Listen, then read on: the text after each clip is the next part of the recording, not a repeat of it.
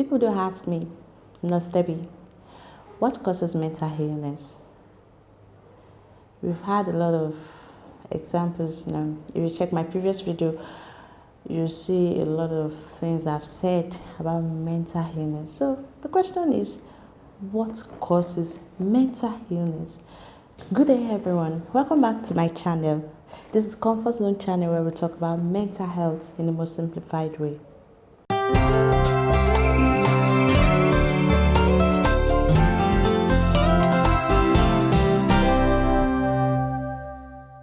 Welcome back to my channel.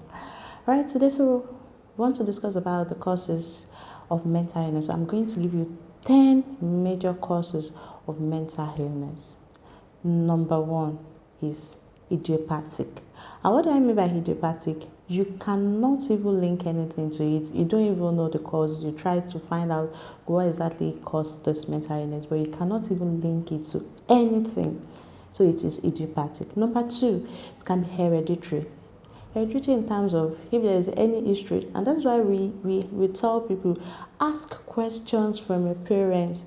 It's not bad to ask questions. Mom, Dad, has there been an history of any mental illness in the family? Has there been an history of hypertension, of diabetes in the family?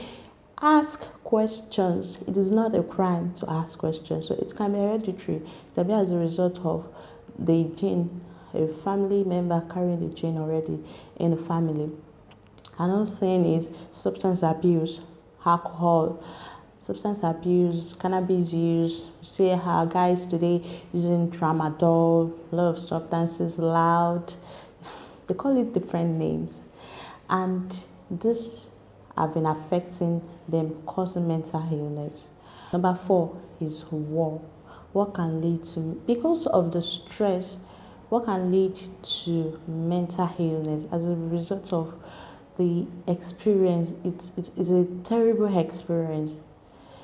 Experiencing war, it's not good. You see a lot of people even after the war, years after the war is over, they are still affected by the war.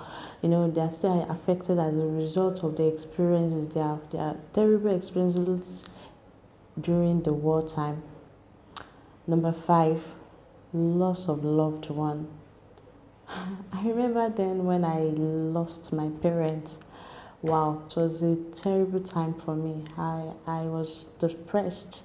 Yeah, I was depressed at that point, and a lot of people have, because as a mental health personnel, I was able to know the signs of depression, and when I noticed that through God's help, I was able to come out of it. So a lot of people are actually mentally ill as a result of loved ones, loss of loved ones, their husbands, their spouses, children, or anyone. For those that experience this is a word from Comfort Zone. Take heart. It's not an easy experience, but please, at the same time, you still need to take care of yourself. Please, it is well, and I pray that God, the greatest comforter, will comfort everyone who has lost their loved one, in Jesus' name. So number 6 is infection. There are some infections in the brain, such as meningitis, such as inflammation of any of the brain cells. Maybe the brain can lead to mental illness. Encephalitis, meningitis, these two especially can lead to mental illness. Another thing is brain injury, and that's why we ask questions whenever any parents bring their child. We want to know, has this child fallen down? Has there been any sort of trauma to the head, maybe when the child is little? So in psychiatry, we take history to the last point. Like, we want to know everything about you. And some may say, when he was a baby, he fell down, and we took him to the hospital, and they just gave us paracetamol. That was all. And they don't know that it has actually affected the brain at that time, but later the individual started experiencing. I remember there was someone that came to the facility where I was training then, and We asked, okay, has this child fallen down? He had epilepsy. What happened? Has this child ever fallen down? The mother was like, it was not sure. She was not sure of it, maybe or maybe not. So later we discovered that the child actually had head injury when he was small and is now affecting the child even after years later. So we have to be very careful. Any little injury to the brain can lead to mental illness. You never can tell. All right, so another point that can lead to mental illness is trauma, emotional trauma, such as rape, robbery. Just some people who have experienced maybe rape before or who have experienced a robbery incident before. Even when you touch them, you just see them, they're scared. They'll just be afraid. They don't want people around them. Maybe they are sleeping. You just open the door, slowly going to check on them.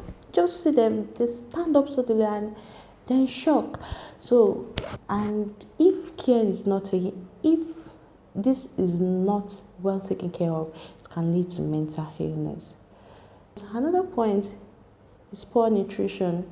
This can lead to mental illness if you are not eating the right food, you are not eating the balanced diet. And let me tell you, balanced diet is very cheap. Don't think that balanced diet is so expensive, you can't take a balanced diet.